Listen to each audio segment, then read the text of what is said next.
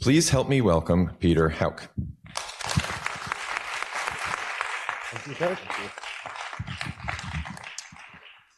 For the past 3 years, I've been documenting traffic crashes involving cyclists and pedestrians in the city of Ann Arbor. That's on my blog. I'm focused only on crashes that resulted in fatalities and serious injuries. Why only these two categories? Well, because that's what our city leadership committed to eliminating when they adopted the Vision Zero goal.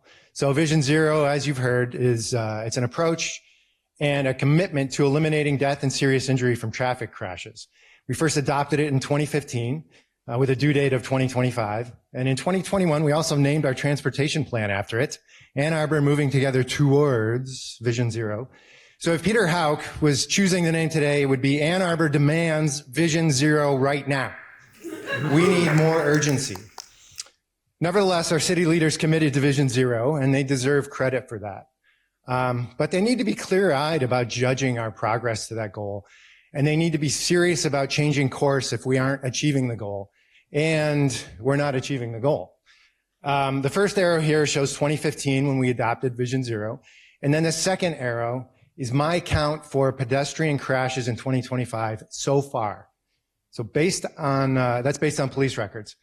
There are 3 months left in the year, and we've already surpassed last year, which was not a great year. What are we going to do?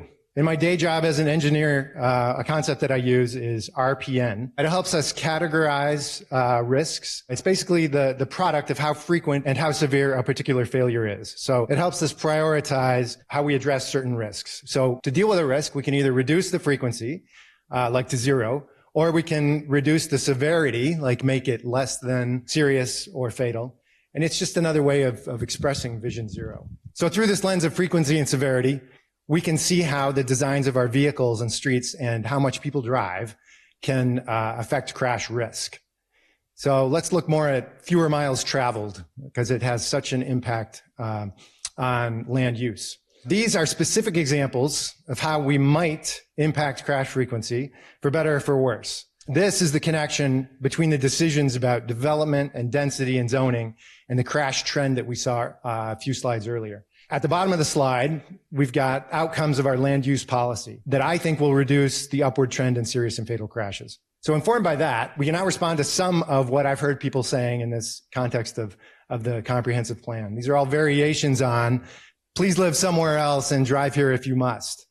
We can answer them with this red arrow. I hope Ann Arbor continues to experience job growth, but do we want that growth to happen in a way that pushes the arrow up, or one that starts pushing it down? I know what I want. Let's make room for some of those 80,000 commuters to live here instead of driving here. So to that end, we've got some upcoming opportunities to improve Ann Arbor and push that arrow down, because we can do it. Firstly, get engaged on the comprehensive plan like you are tonight. Thank you for doing that. Next, the city is evaluating 10 lane reconfigurations in a single study. Write your council member today and go to the community engagement on November 19th. Tell them that you don't want streets that are so wide that a malfunctioning wheelchair can lead to a person being hit by a car and killed. That happened in our city this year. And that tragedy happened on an MDOT trunk line. The city is negotiating to get control of MDOT trunk lines. Tell your council members that you will not be satisfied unless we take over all the trunk lines, so that we can remake our most dangerous streets to reflect Ann Arbor's values. So be ready for the call from More Neighbors, Neighborhood Institute, WBW, and the Bike Alliance to come support these 3 initiatives.